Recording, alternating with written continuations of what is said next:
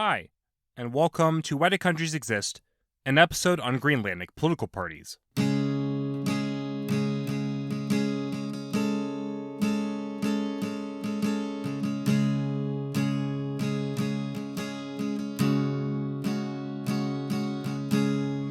So today's episode was requested by Rich Ferrari, Connor Haley, and Dead Channel, all on YouTube. If you want me to do another country's political parties, you can either comment them down below, send me an email, send me a message on Patreon for my patrons, shout out to Finn Tobias by the way, or send me a request through my feedback and request form in the description.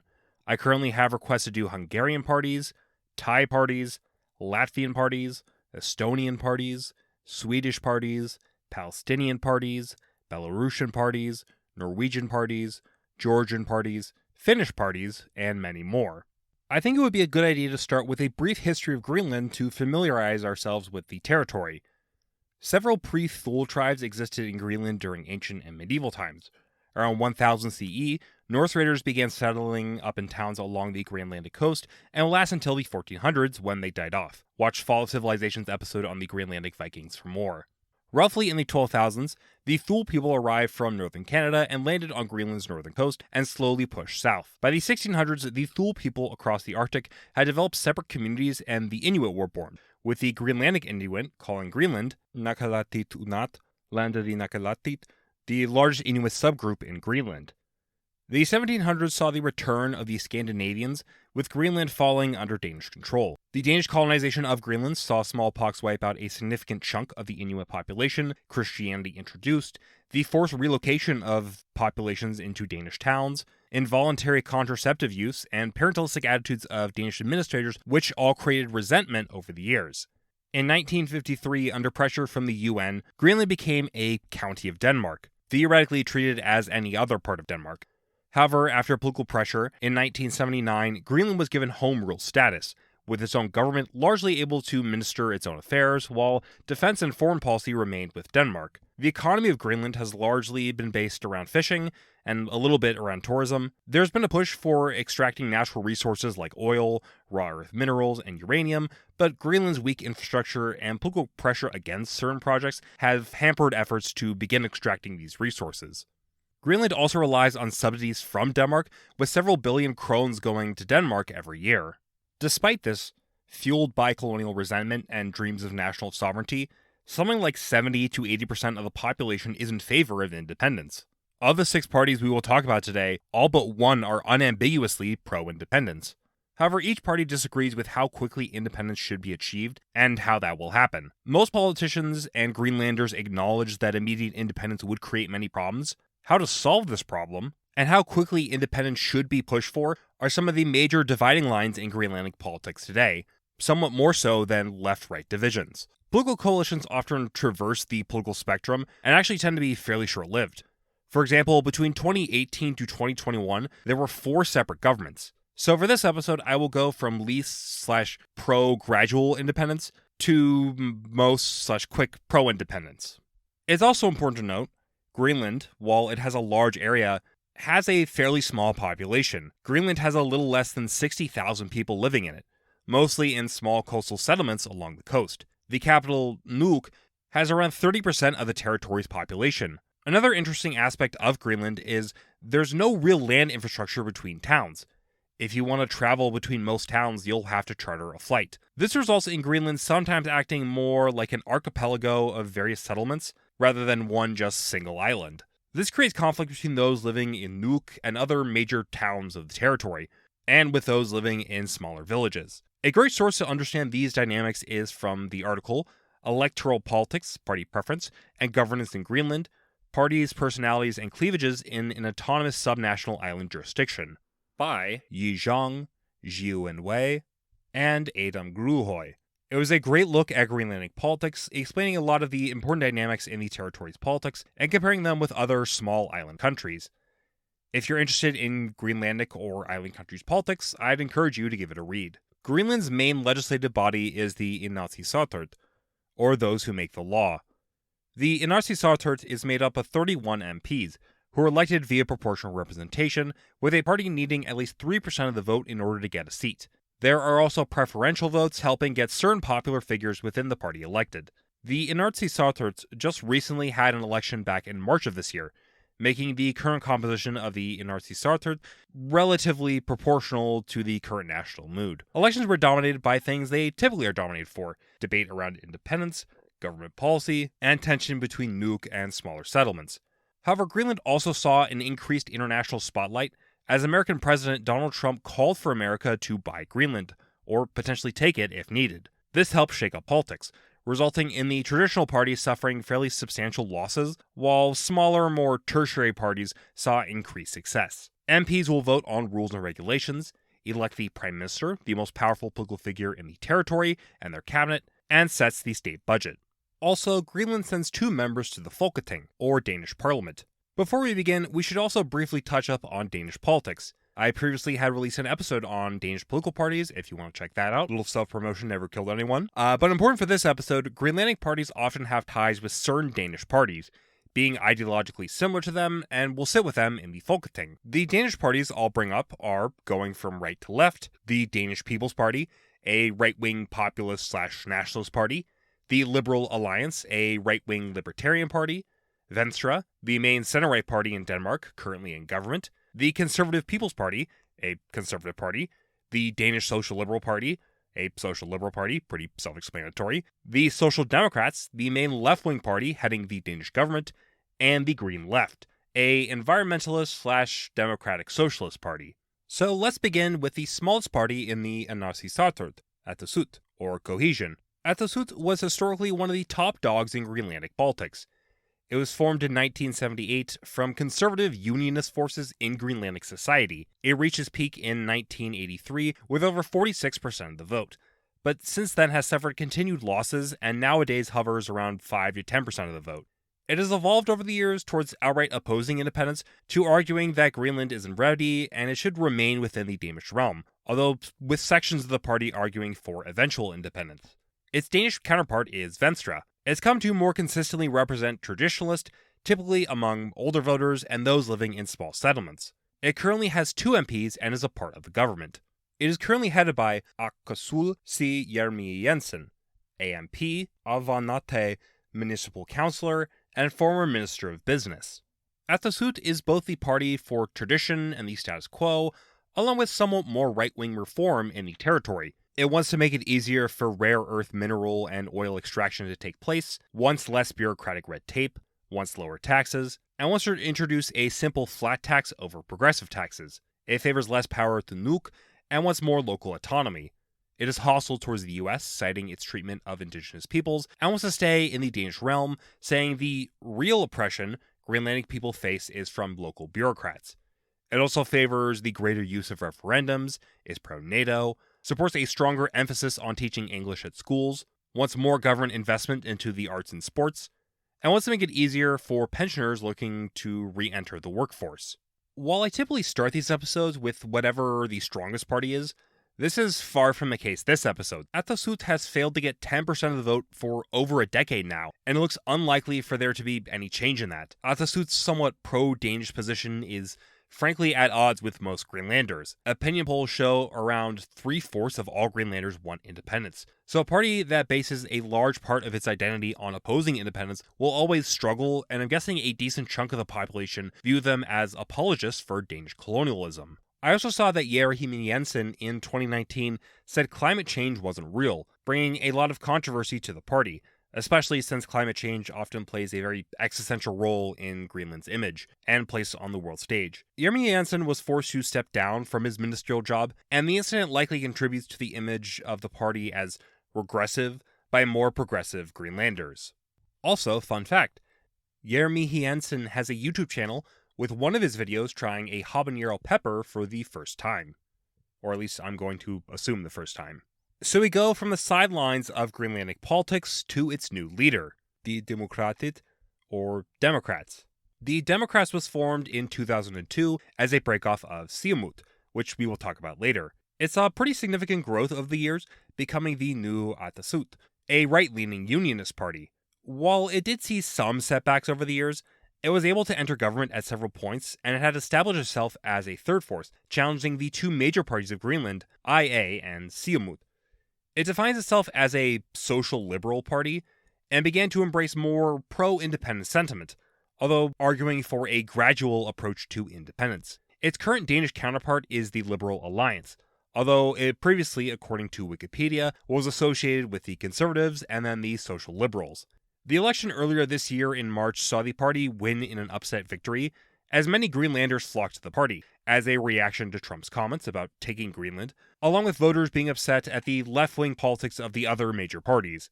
It won with over 30% of the vote, and with more support generally in the south, those living in major urban centers, seemingly more among ethnic Danes, those with more education, and among more cosmopolitan Greenlanders. It currently has 10 MPs and is heading the new government. It is headed by Jens Frederik Nielsen, the current Prime Minister of the territory and former Minister of Industry. The Democrats are similar to Atassut, in favor of right-wing reform, especially economically, but are more moderate in terms of independence and social affairs. It is supportive of privatizing the fishing industry, wants to make resource extraction easier, including for uranium, wants to lower taxes, and wants to keep administrative costs low in the Greenlandic government, wanting a small government, although it also opposes privatization in electricity and water, and wants more investment into education. It backs stronger centralization of power in Nuuk, and wants to do more to prevent political nepotism. It is in favor of independence, but argues Greenland needs to become more economically self-sufficient in order for independence to be achieved.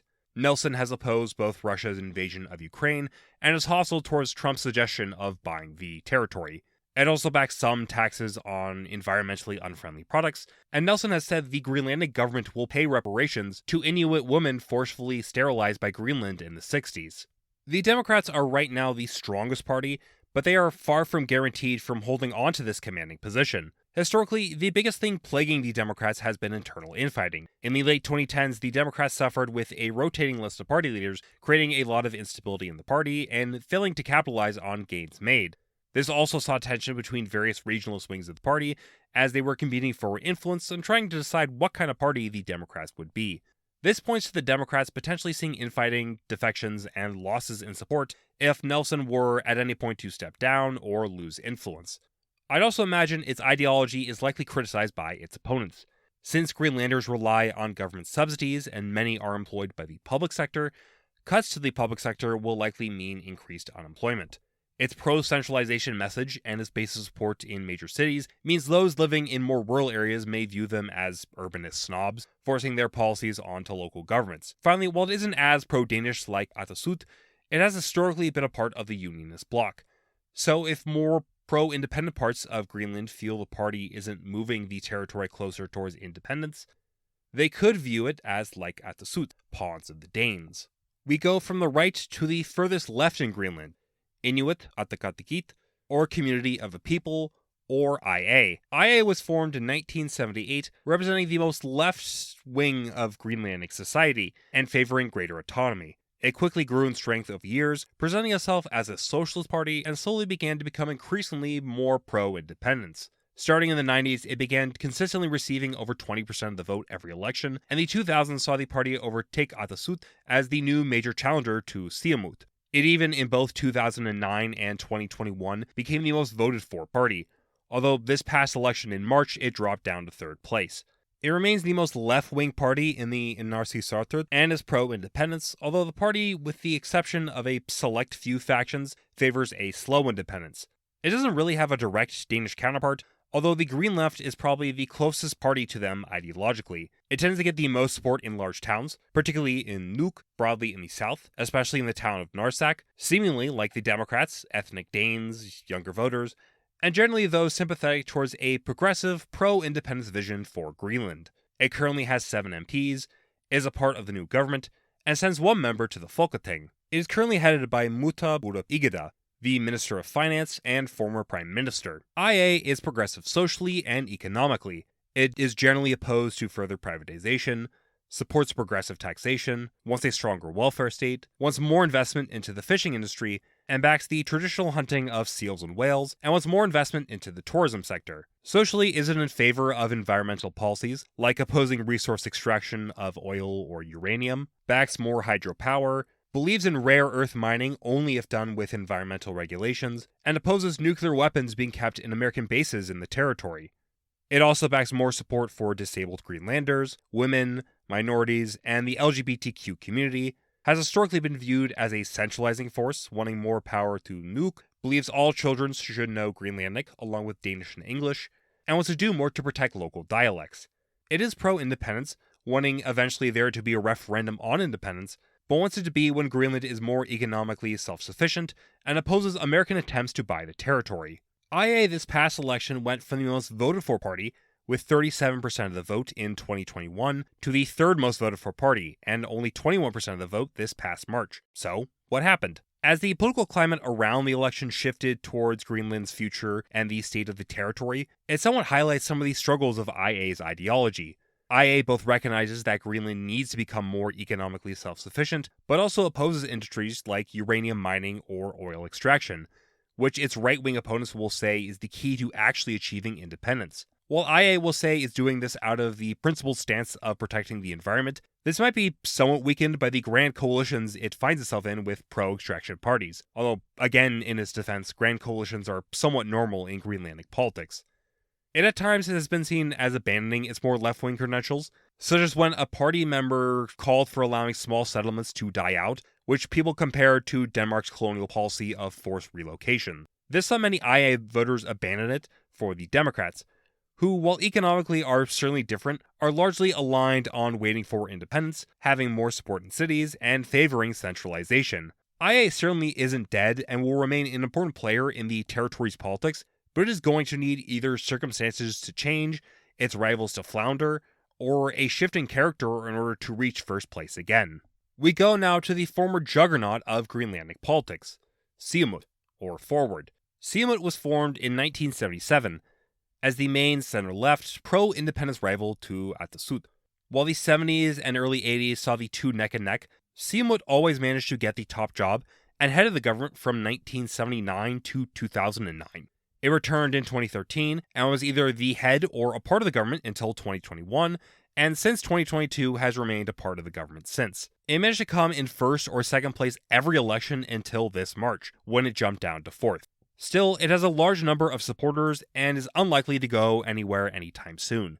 It ideologically is considered center-left and social democratic, although often with an undercurrent of populism or kind of big tent politics. In terms of its stance on independence, it has always been in favor of independence, but it has shifted from immediate independence to gradual independence several times. These days, it's viewed as favoring swifter independence than IA, but not immediately. Its Danish counterpart is the Social Democrats. It gets the most support from smaller settlements, although historically it's been very popular across the territory. It is tended to be viewed as the natural ruling party, so many people who wanted a somewhat guaranteed life in politics joined the party. It currently has 4 MPs and is a part of the government. It is currently headed by Alec Hammond, a former MF and Prime Minister. Siumut is economically interventionist and somewhat nationalistic. It calls for greater investment into key industries, backs tariffs for non-Greenlandic products, wants more manufacturing jobs to be set up in Greenland, backs rare earth and oil extraction with environmental regulations, and is supportive of progressive taxes but calls for them to be lowered for businesses, and actually does call for some privatization. It calls for, quote, labor from outside to be reduced, unquote, wants all public sector information to be available in Greenlandic, wants more investment into traditional culture, and is seemingly opposed to abortion. It calls for independence from Denmark, although it also suggests that a free association status within the Danish realm would be okay. It also supports NATO, backs greater decentralization, and more power to local governments, calls for cutting bureaucratic red tape, wants a 37-hour work week, and wants a stronger Coast Guard and police force. Siumut has been for decades the king of Greenlandic politics, but this recent election puts this in doubt. It suffered a serious electoral loss, going from 30% of the vote to a little less than 15%. Siumut has headed Greenland for so many years, so many can and do point to Siumut when looking for someone to blame for the territory's problems.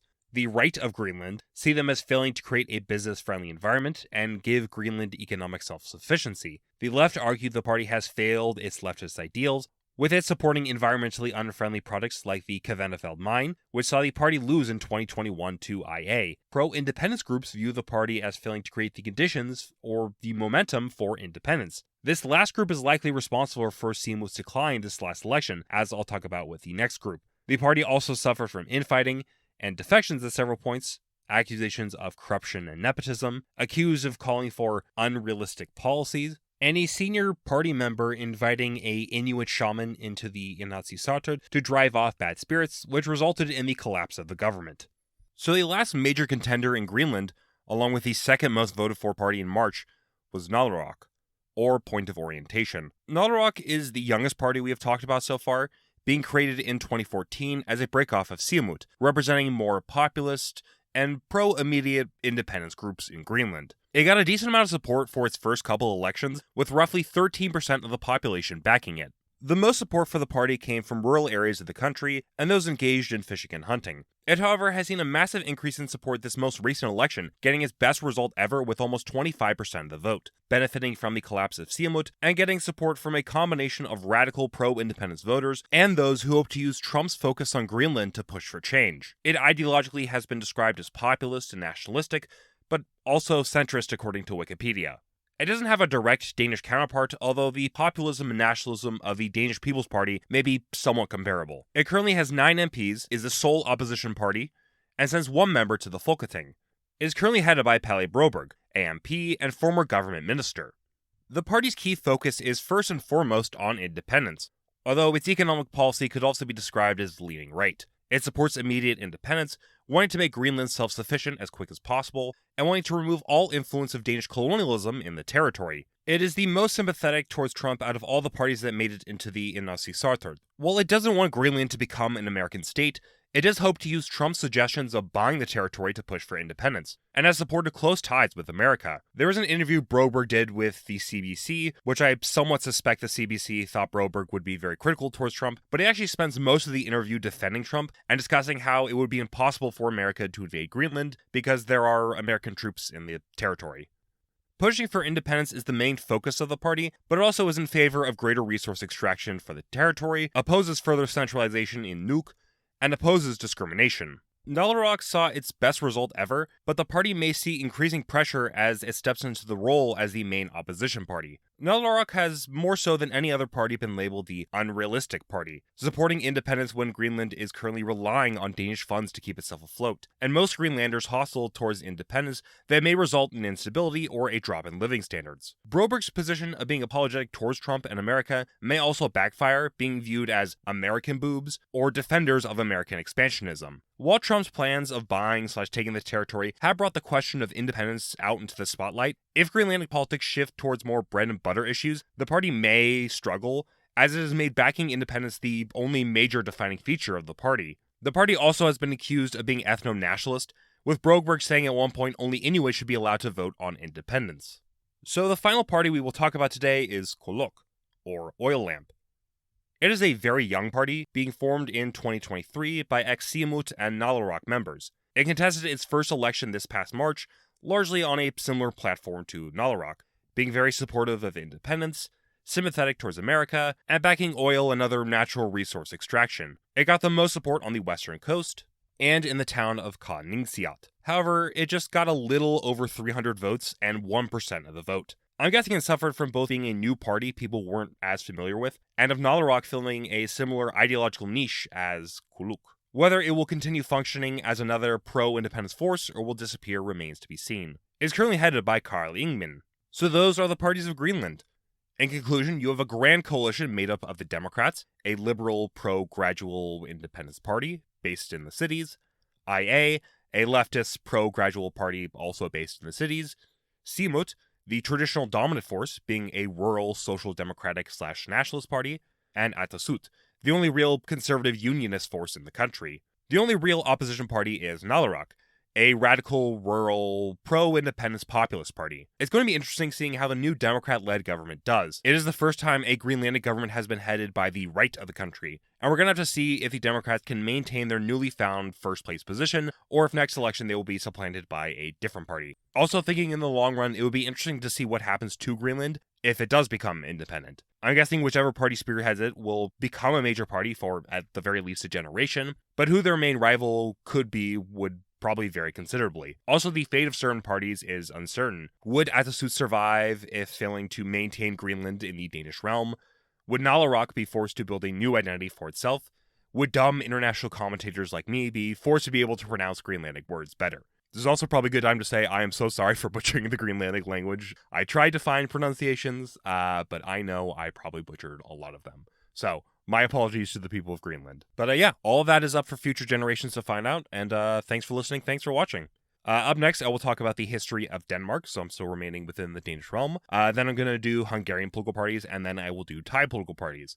I know someone had commented saying that they would be interested in helping me out. If they are still interested, feel free to reach out to me via email. I'd really, really appreciate it. And yeah, thank you. If you want, you can email me at whydocountriesexist@gmail.com for your thoughts, comments, suggestions, or hate mail.